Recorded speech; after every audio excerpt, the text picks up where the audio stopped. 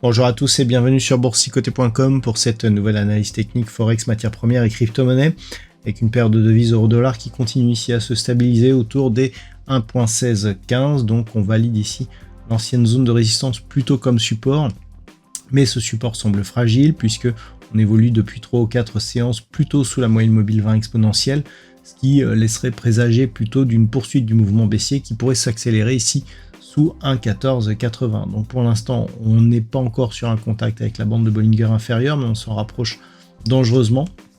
En cas d'attaque donc de cette zone des 1.1480, on serait sur un signal de retournement.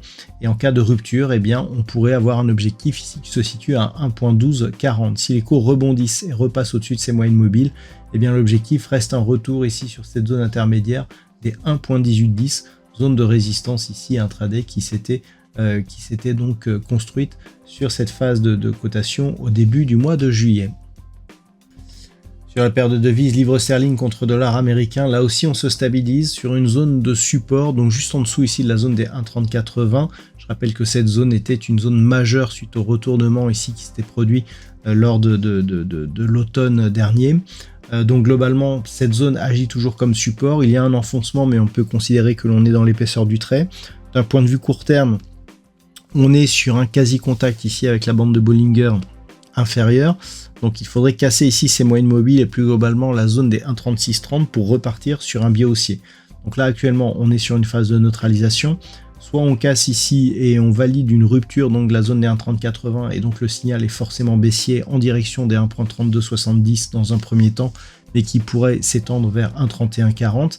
Alors que au-dessus ici des 1.3630, eh bien, on conserverait un biais plutôt haussier, sachant qu'entre les deux, eh bien, ça reste neutre sur cette paire de devises.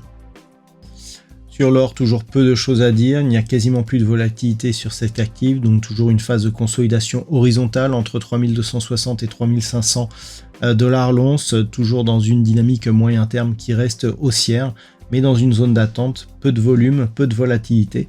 On est donc sur une phase de stabilisation sur le métal jaune. Le niveau de déclenchement d'une dynamique baissière se situe sous 3166 dollars l'once. Au niveau du pétrole, là aussi c'est la stabilisation. Donc nous sommes dans un range grossièrement entre 64,15 et 68,50 $. Le baril, on a tenté ici de casser cette zone de résistance mais sans y parvenir. On est revenu ici chercher une zone intermédiaire à 65,50. Donc grossièrement, le fond de tendance reste toujours haussier puisqu'on est toujours au contact de la moyenne mobile suite à un contact appuyé ici sur la bande de Bollinger supérieure. Donc pour l'instant, ça reste haussier, mais d'un point de vue très court terme, ça ressemble plus à une phase de stabilisation.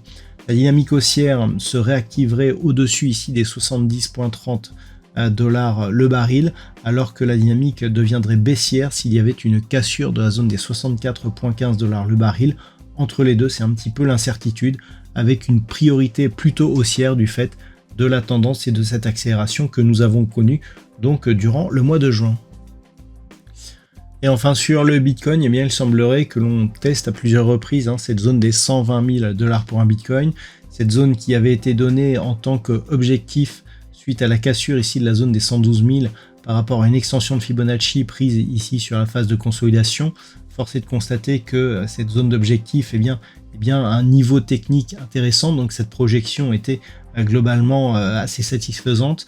Si on cassait ici la zone des 120 000, alors je vous ai montré il y a quelques jours la deuxième extension de Fibonacci se situe à 133 455 $ pour un Bitcoin. Ce serait donc le deuxième objectif, sachant que la deuxième extension de Fibonacci est tout de même rarement atteinte par une tendance directe. Toujours est-il que vu la rapidité avec laquelle on a atteint la première extension, la deuxième reste possible.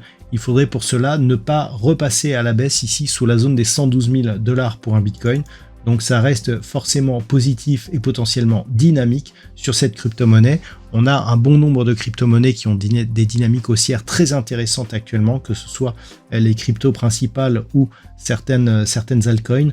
Donc pour l'instant, eh bien, le Bitcoin accompagne le mouvement avec même une légère sous-performance, puisque l'on a des cryptos qui explosent en termes de volatilité actuellement.